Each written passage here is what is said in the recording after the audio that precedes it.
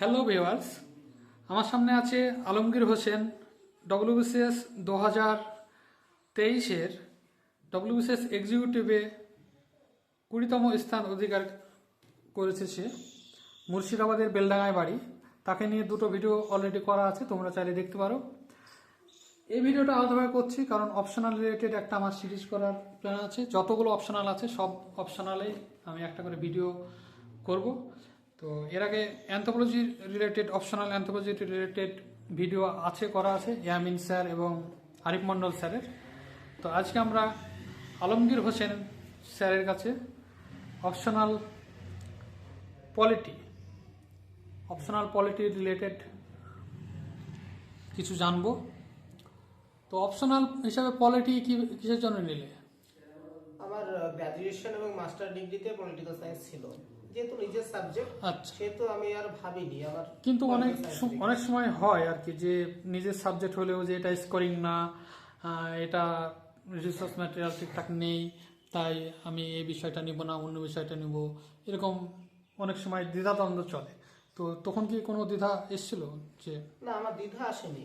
মানে আমি শুনেছিলাম যে পলিটিক্যাল সায়েন্সের স্কোর কম হয় বা সিলেবাস তো অনেক বড় ভাস্ট, সেটা তো আমি আগে থেকে জানতাম। অনেকে চাই সিলেবাসটা ছোট হোক, স্কোরিং পেপার হোক।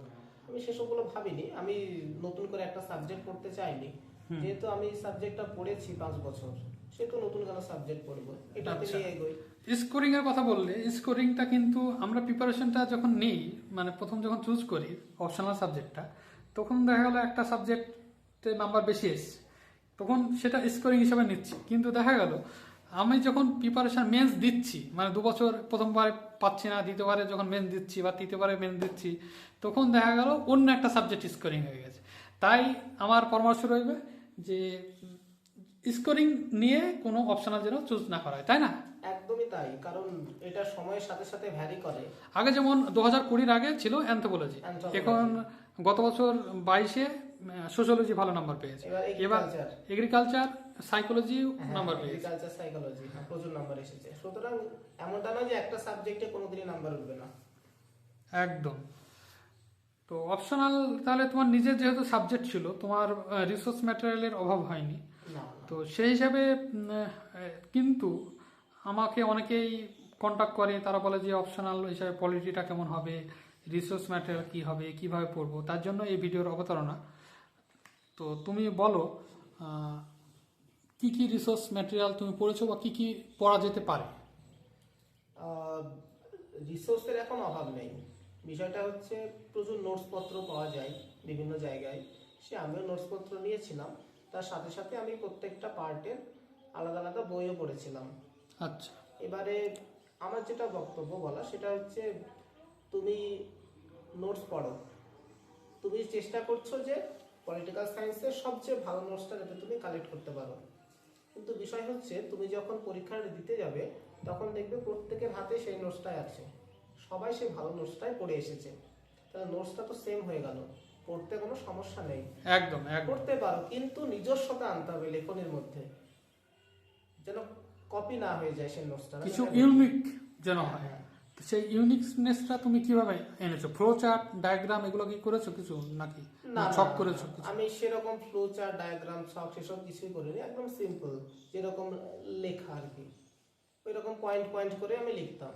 পয়েন্ট বা পয়েন্ট বিখ্যাত যে পলিটিক্যাল থিওরিস্ট যারা আছে, সেসব থিওরি কিছু উল্লেখ করা। কিছু পার্ট আছে যেগুলোতে, যেমন পাবলিক অ্যাডমিনিস্ট্রেশন, এই পার্টে কিছু একটা ওই সেই ছবি টবি আঁকা, চার্ট বানানো, সেগুলো করেছিলাম। এমনি বাকিগুলোতে সেরকম আমাদের সুযোগও থাকে না কিছু করার। তো অপশনাল পলিটি যতটা আমি শুনেছি, একটা ওয়ার্ল্ড পার্ট থাকে, একটা ইন্ডিয়ান পার্ট থাকে। ইন্ডিয়ান পার্টটা তো আমরা বেশিরভাগটাই আমাদের যে কম্পালসারি পেপার, সেটা প্রিপারেশন নিতে গিয়ে অনেকটা হয়ে যায়। তো তবু কিভাবে আলাদাভাবে তুমি একটু সেগ্রিগেট করে পড়াশোনাটা করবে ডেসক্রিপটিভের জন্য? আচ্ছা, পলিটির দুটো পেপার আছে। পেপার 1-এ দুটো পার্ট আছে, পেপার 2-এ দুটো পার্ট আছে। এবারে পেপার 1-এর প্রথম পার্ট যেটা আছে সেটা হলো ইন্ডিয়ান অ্যান্ড ওয়েস্টার্ন থট, যেখানে ওয়েস্টার্ন পলিটিক্যাল থট আছে, তার সাথে ইন্ডিয়ান পলিটিক্যাল থট আছে, তার সাথে আছে পার্ট 2-এ ইন্ডিয়ান কনস্টিটিউশন, যেটা তো আমাদের 100 নম্বর আছেই ইয়েতে মেন্সে। এবারে যদি পেপার 2-এ আসি, তাহলে পেপার 2-এর পার্ট 1-এ আছে ইন্টারন্যাশনাল রিলেশনস, আর পেপার 2 এর পার্ট 2-এ আছে পাবলিক অ্যাডমিনিস্ট্রেশন। এই 4টে পার্ট নিয়ে সাবজেক্ট।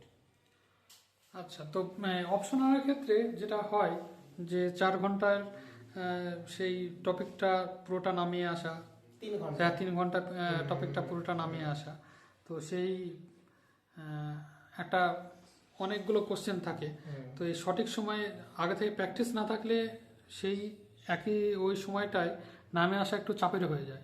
একদম। তো তুমি কিভাবে প্রিপারেশন নিয়েছো প্র্যাকটিস করতে প্রত্যেক দিন? বিষয়টা হচ্ছে 3 ঘন্টায় অতগুলো লেখা, এটা একটা চ্যালেঞ্জ, এটা তো মানতেই হবে।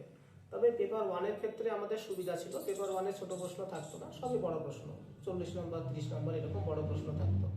তো 3 ঘন্টায় আমাকে কতগুলো কোশ্চেন লিখতে হবে সেটা আমি জানতাম, এবং তার বিভাজনটা আমার কাছে ছিল। একটা কোশ্চেনে আমি 30 থেকে 35 মিনিট পাবো।